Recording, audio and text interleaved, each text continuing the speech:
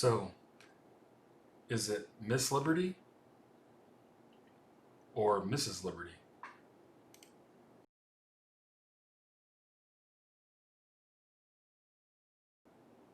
And why did the reverse end like this when it began like this?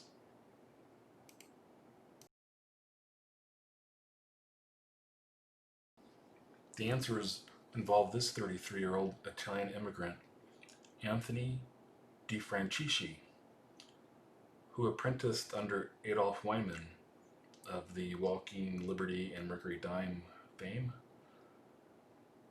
Anthony won a $1,500 prize in 1921 for a very hasty design competition to produce a new dollar design to replace the long-standing Morgan dollar.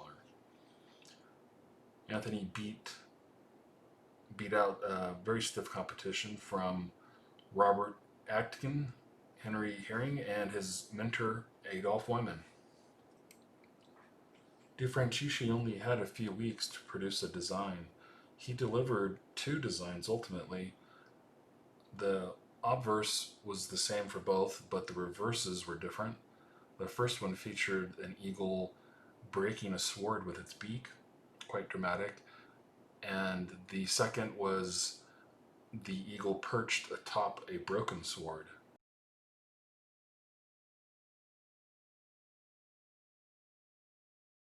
The young sculptor had just 3 weeks to deliver his final sketches to the Commission of Fine Arts.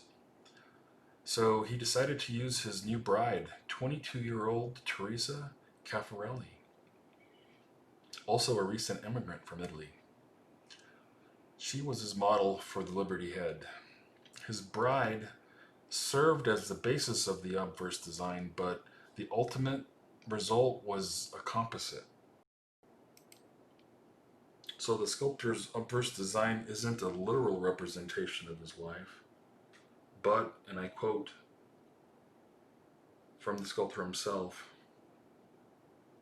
"I do derive some help from the features of Miss DeFrancisci, but generally the Liberty head as it stands is a composite one. The nose, the fullness of the eye, and the mouth are much like my wife's, although the whole face has been elongated." He went on to say other things, including an article in the Minneapolis Tribune in 1922, that you will see that, and this is a quote, "You will see that Liberty is not a photograph of Miss DeFrancisci. It is a composite face in that way, typifying something of America. I wanted Liberty to express something of the spirit of the country, the intellectual speed, vigor, and vitality America has, as well as its youth."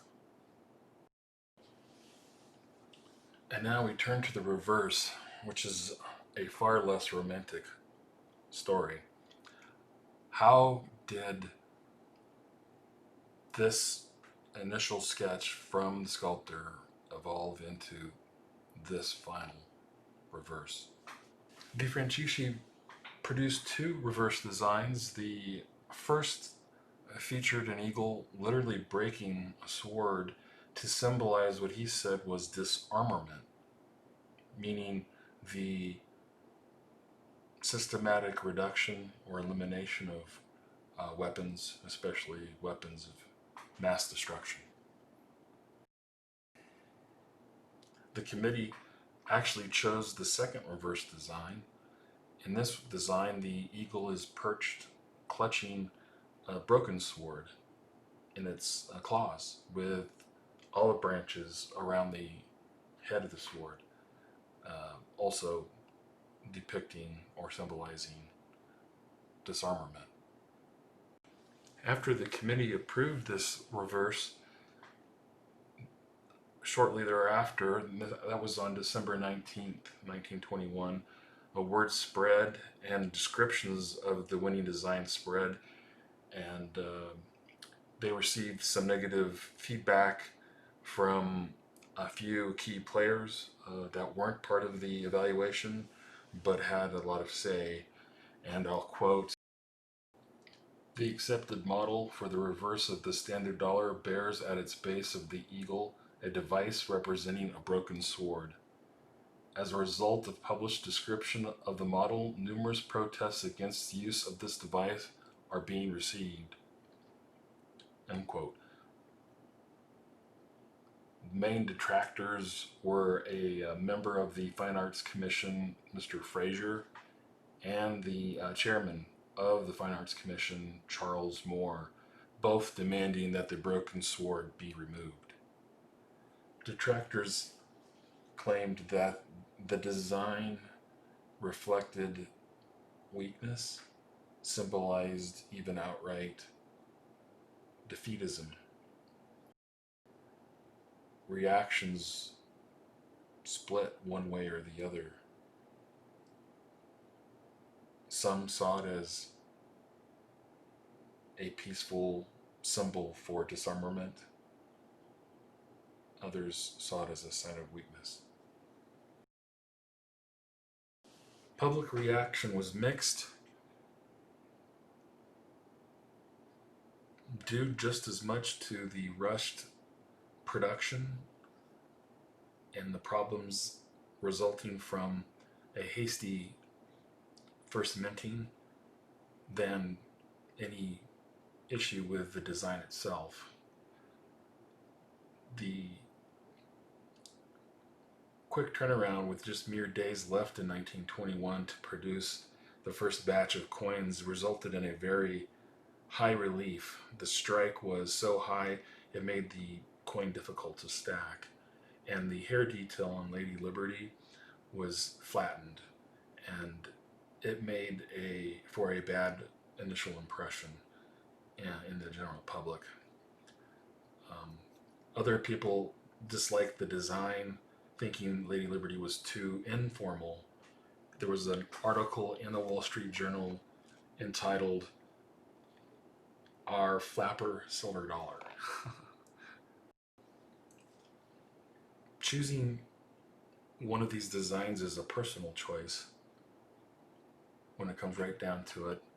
And in these cases, I prefer to allow the artist's initial design ideas, their initial inspiration, to be allowed unaltered. If their work is not acceptable up front, then it should just be rejected.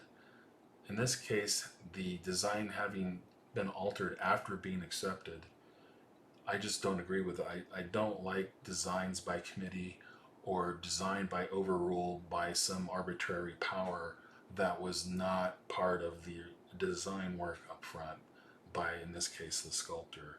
That's just how I feel about it. My personal choice would be this design by Anthony DeFrancisci.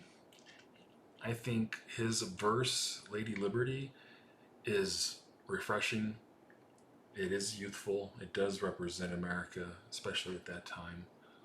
And I like the nods to Latin in the V for trust, as in the Roman.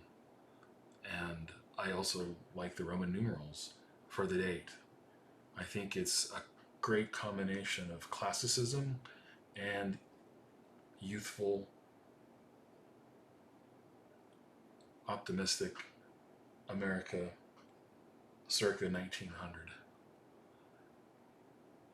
On the obverse, I think the eagle breaking the sword to represent disarmament, a fantastic idea, a very inspirational one, a very poignant one, and I personally wish that this would be our peace dollar.